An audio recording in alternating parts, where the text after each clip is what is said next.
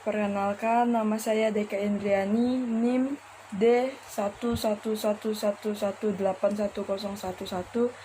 Di sini saya akan menjelaskan resum mengenai materi statistik dan peramalan gelombang yang dipelajari dalam mata kuliah Mekanika Gelombang Air. Baik, langsung saja kita akan bahas yang mengenai statistik dan peramalan gelombang.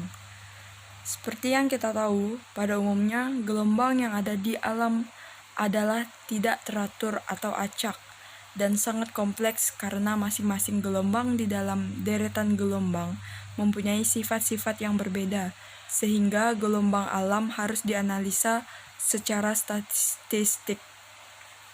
Analisa statistik gelombang diperlukan untuk mendapatkan beberapa karakteristik gelombang seperti gelombang representatif, probabilitas kejadian gelombang, dan gelombang ekstrim atau dengan menggunakan periode ulang tertentu yang akan kita bahas secara satu persatu.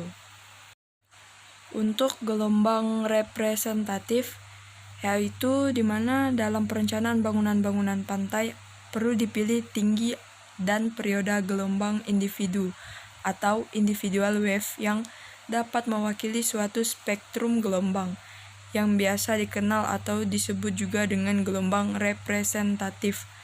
Apabila tinggi gelombang dari suatu pencatatan diurutkan dari nilai tertinggi ke rendah atau sebaliknya, maka akan dapat ditentukan dari nilai tertinggi Hn yang merupakan rata-rata dari N% gelombang tertinggi.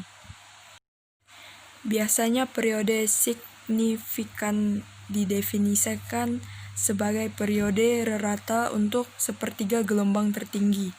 Dari adanya beberapa definisi dari gelombang representatif tersebut, yang paling sering digunakan adalah gelombang signifikan tersebut.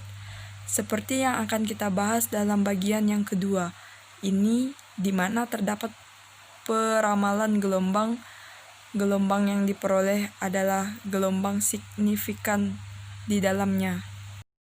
Yang kedua ada distribusi tinggal dan periode gelombang individu. Untuk mengetahui beberapa sifat statistik gelombang acak dibuat distribusi gelombang tersebut, di mana absis adalah tinggi gelombang yang dinyatakan dalam interval, sedangkan ordinat adalah probabilitas kejadian gelombang dalam interval tinggi gelombang. Distribusi kumulatif yang berkaitan dengan distribusi probabilitas gelombang, nilai maksimum dari probabilitas distribusi kumulatif adalah 1. Adanya histogram yang mempunyai bentuk tidak teratur yang disebabkan karena jumlah data yang sedikit. Jadi jika kita ingin mendapatkan distribusi tinggi gelombang yang lebih halus, dapat dilakukan dengan menggabungkan data dari beberapa pencatatan sehingga jumlah data yang dianalisa cukup banyak. Dan yang ketiga ada perkiraan gelombang dengan periode ulang, di mana untuk menetapkan gelombang dengan periode ulang tertentu dibutuhkan data gelombang dalam jangka waktu pengukuran yang cukup panjang atau beberapa tahun, yang bisa berupa data gelombang hasil prediksi atau peramalan berdasarkan data angin. Adapun pengukuran gelombang dalam jangka waktu panjang belum banyak dilakukan, dikarenakan ada kendala dalam pengukuran gelombang yang selain sulit dan juga biayanya yang mahal. Sedangkan untuk pengukuran angin sendiri sudah banyak dilakukan. Untuk keandalan dari gelombang ekstrim yang diprediksi tergantung pada kebenaran data yang tersedia dan jumlah tahun pencatatannya. Apabila data yang tersedia merupakan data angin, maka analisis frekuensi dilakukan terhadap data angin tersebut yang selanjutnya digunakan untuk memprediksi atau meramalkan gelombang, yang kemudian data gelombang tersebut digunakan untuk analisis frekuensi.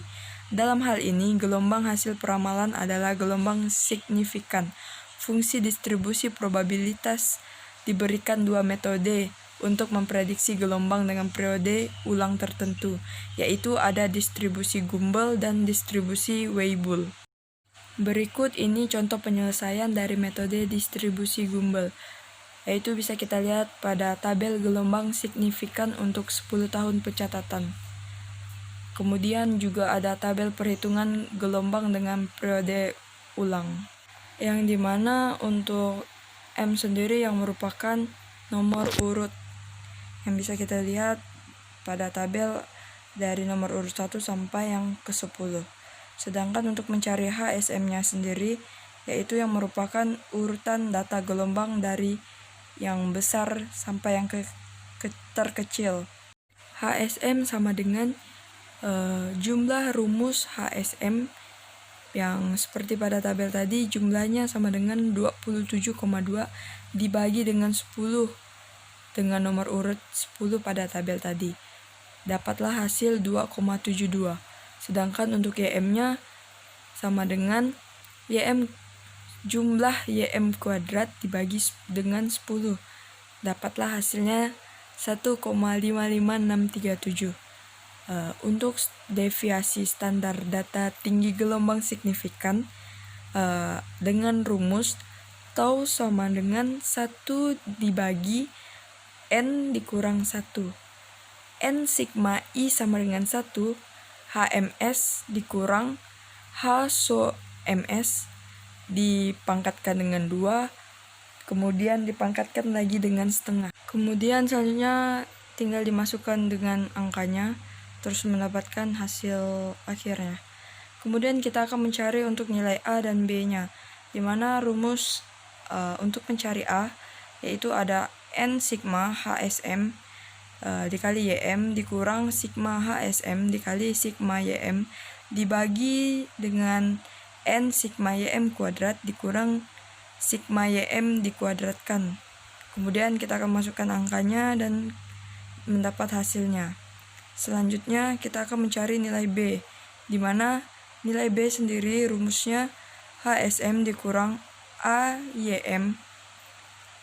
HSM-nya tadi 2,72, kemudian masukkan dengan nilai AYM-nya yaitu 0,9053 dikali dengan YM yang tadi yaitu dikali dengan 5,4101.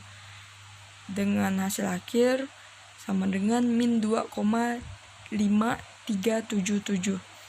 Untuk persamaan regresi yang diperoleh adalah H so SM sama dengan 0,9053 YM ditambah dengan min 2,5377. Berikutnya bisa kita lihat bahwa ada tabel untuk nilai H so SM dan HSM dikurang H so SM. Lanjut, untuk menghitung tinggi gelombang signifikan dengan beberapa periode ulang sebagai berikut. Tabel gelombang dengan periode ulang tertentu. Untuk periode ulang per tahunnya yaitu dipakai 2, 5, 10, 25, 50, dan 100 tahun yang bisa kita lihat pada tabel tersebut. Kemudian untuk yang terakhir, mencari persamaan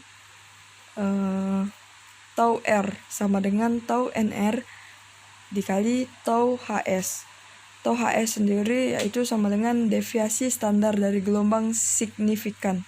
Tau sama dengan 1 per N dikurang 1, N sigma I sama dengan 1, HMS dikurang H so MS dikuadratkan, kemudian dipangkatkan dengan setengah dan dimasukkan dengan angkanya.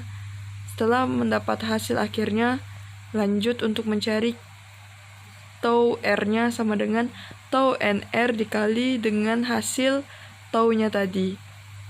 Dan selesai.